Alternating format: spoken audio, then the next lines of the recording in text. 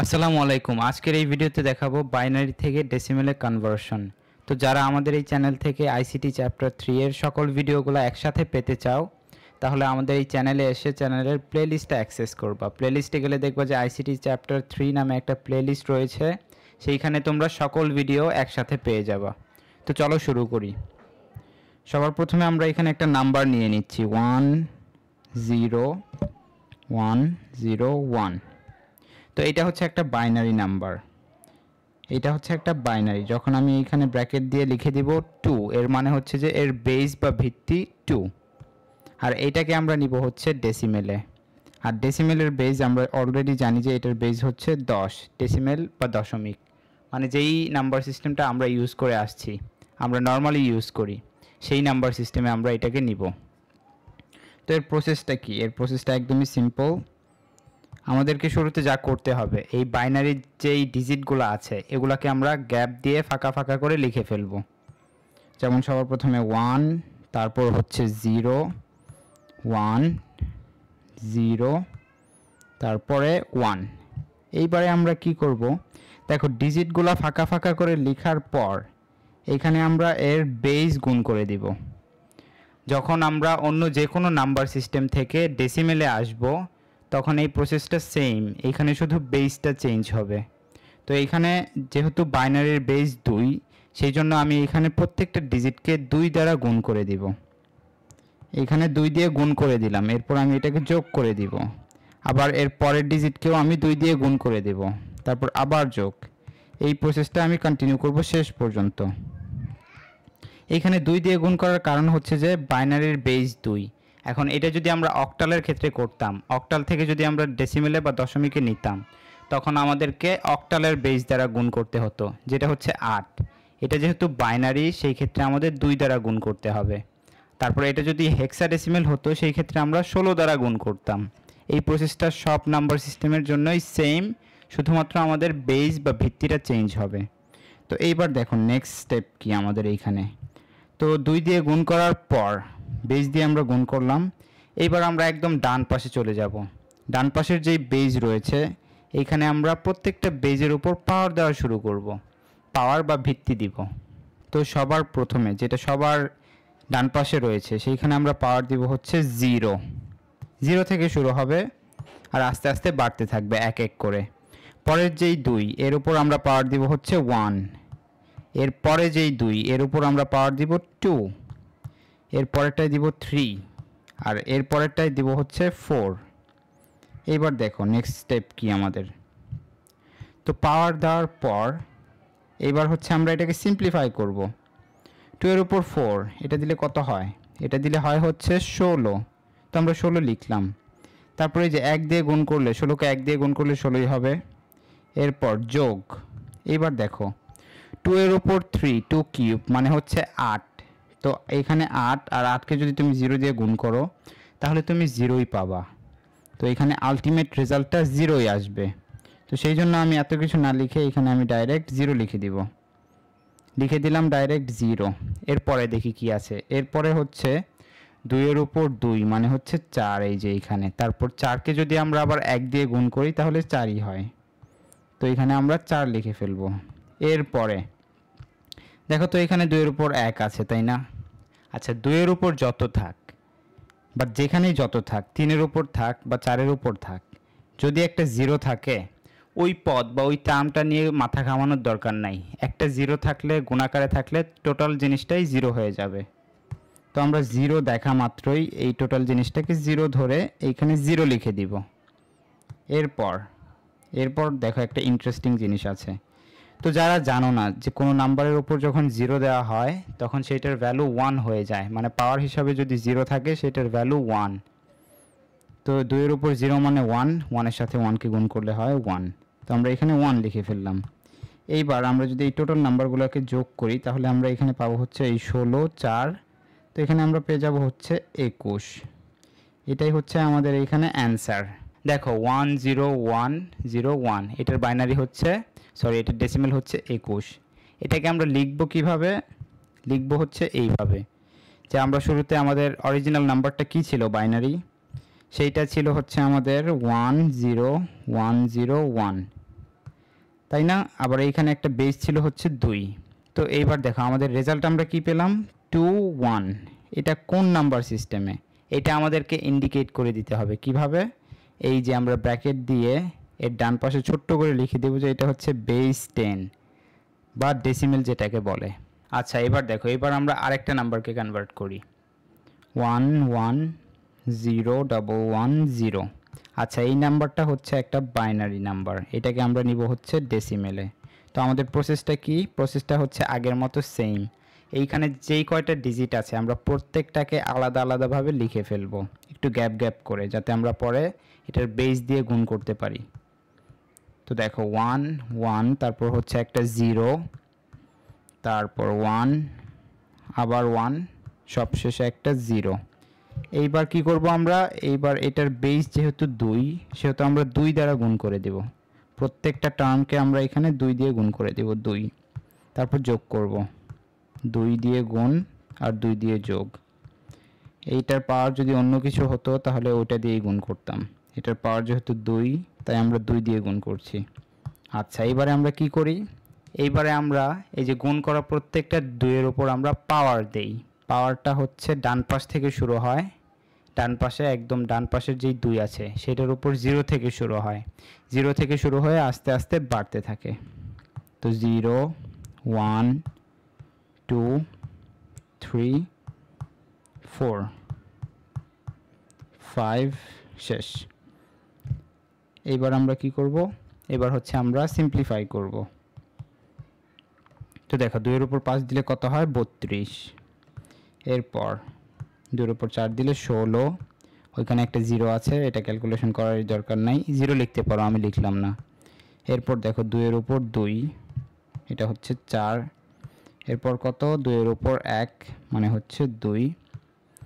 এরপরে হচ্ছে আমাদের 2 এর উপর 0, 2 এর উপর 0 এর মানে হচ্ছে 1, আর 1 কে 0 দিয়ে গুণ করলে 0 হয়, সেই কারণে আমরা এখানে লিখছি না। তো এইটাকে যদি আমরা এবার ক্যালকুলেট করি কত হচ্ছে আমাদের এখানে 40 48 আর 6, এখানে হচ্ছে এটা 54। তো এটাই হচ্ছে আমাদের অ্যান্সার। খুব একটা কঠিন না, তাই না? আচ্ছা এইবারে দেখো আমরা কিছু ফ্র্যাকশনাল নাম্বারকে কনভার্ট করব, ভগ্নাংশযুক্ত নাম্বার। যেমন আমি যদি লিখি 1 1 1 তারপর দশমিক, তারপর হচ্ছে আবার 2টা 1, এটাও একটা বাইনারি নাম্বার। যখন আমি এখানে ব্র্যাকেট দিয়ে বেস লিখে দিচ্ছি 2, তখন এটা বাইনারি হয়ে যাচ্ছে, কারণ আমি এখানে ইন্ডিকেট করে দিয়েছি। এবার দেখো এটা একটু অন্যরকম, তাই না? এখানে আবার দশমিক আছে, মানে হচ্ছে এটা একটা ভগ্নাংশযুক্ত নাম্বার বা ফ্র্যাকশনাল নাম্বার। তো এটার ক্ষেত্রেও আমাদের প্রসেসটা প্রায় সেম। তো চলো আমরা সেটা দেখি। আমরা ঠিক আগের মতো প্রত্যেকটা ডিজিট লিখে ফেলবো। তো এবার আমি একটু তাড়াতাড়ি 2 দিয়ে আগে থেকেই গুণ করে দেই, কারণ আমরা প্রসেসটা অলরেডি দেখেছি 2 বার।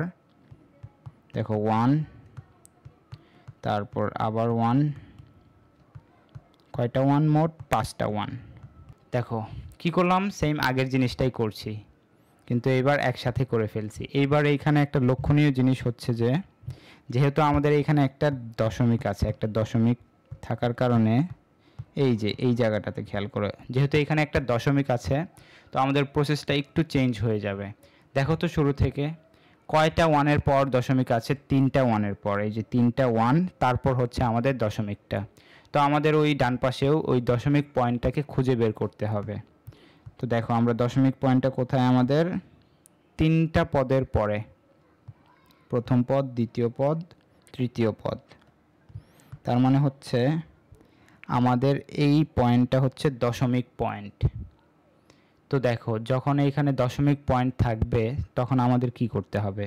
আমরা এইবারে যেই পাওয়ারগুলো দিব এইটা হচ্ছে এই দশমিক পয়েন্টের বাম পাশ থেকে শুরু করব 0 থেকে। দেখো দশমিক পয়েন্ট হচ্ছে এইটা, এই যে এইটা হচ্ছে আমাদের দশমিক পয়েন্ট। এইটার বাম পাশ থেকে আমরা পাওয়ার দেওয়া শুরু করব 0 থেকে। 0, তারপর হচ্ছে 1, তারপর হচ্ছে 2, তারপরে হচ্ছে আর নাই 0 1 2। এবার দেখো ডান পাশের গুলোর সাথে আমরা কি করব? ডান পাশের যেই 2 গুলো আছে এগুলোর উপরেও আমরা পাওয়ার দিব, কিন্তু এই পাশে পাওয়ারগুলো দিব হচ্ছে আমরা নেগেটিভ, -1 থেকে শুরু হবে। এই দশমিক বিন্দুর ডান পাশে যেই 2 গুলো আছে এগুলোর উপর পাওয়ার -1 থেকে শুরু হবে আর যত পর্যন্ত যাওয়া যায় -2। দেখো প্রসেস সেম, শুধু দশমিক বিন্দুটা আসার কারণে ডান পাশেরগুলো হচ্ছে মাইনাস, বাম পাশেরগুলো হচ্ছে প্লাস। আর জিরোটা সবসময় মাথায় রাখতে হবে যে জিরোটা আমরা বাম পাশ থেকে শুরু করব। আচ্ছা, এইবার আমরা ক্যালকুলেশন করি। দেখো এইবার ক্যালকুলেশন করলে এখানে কত পাচ্ছি আমরা, 2 এর উপর 2 মানে হচ্ছে 4। তারপরে এখানে কত, 2 এর উপর 2 মানে 1 মানে হচ্ছে 2। তারপরে 2 এর উপর 0 মানে 1, তারপর 1 এর সাথে 1 কে গুণ করলে 1ই হয়। এবার দেখো এখানে 2 এর উপর -1, তো এটার মানে কি, এটার মানে হচ্ছে 1/2 বা 1/2। তো এইটা যারা জানো না তাদের জন্য আমি একটু দেখিয়ে দেই। তোমরা খেয়াল করো যে এখানে কোনো নাম্বারের ওপর যখন এরকম পাওয়ার থাকে আর সেটা যদি নেগেটিভ হয়, তো এটাকে আমরা কিভাবে ইভ্যালুয়েট করি, দেখো এটাকে কিভাবে করতে হয়। তো মাইনাসের কারণে তুমি একটা দাগ দিতে পারো যে এখানে একটা ভগ্নাংশ তৈরি হবে, যেহেতু পাওয়ারটা নেগেটিভ। তো মাইনাসের কারণে একটা ভগ্নাংশ আর উপরে 1, আর নিচে দেখো তোমার এই যেই বেস ছিল, এখানে বেস কত 3, মানে কার উপর পাওয়ার ছিল, এইখানে 3 এর উপর পাওয়ার ছিল, তো আমরা 3 লিখে ফেলবো।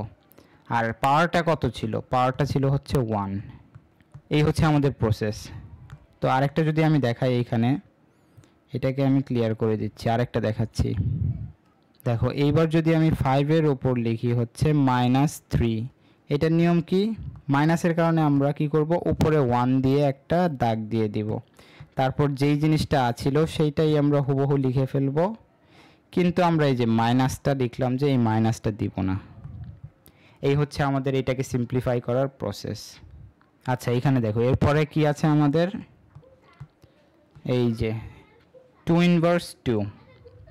2 ইনভার্স 2 মানে হচ্ছে এই যে সেম এই জিনিসটাই, 2 এর উপর 2। তো এইবার এটাকে যদি আমরা আরও ইভ্যালুয়েট করি, এখানে আমরা পাবো হচ্ছে, এইখান থেকে আমরা পাবো হচ্ছে 6, আর ওই পাশ থেকে সরি এখান থেকে আমরা 7 পাচ্ছি, আর একটা 1 আছে 7, প্লাস এইখানে কত 0.5, ক্যালকুলেটর ইউজ করব আমরা।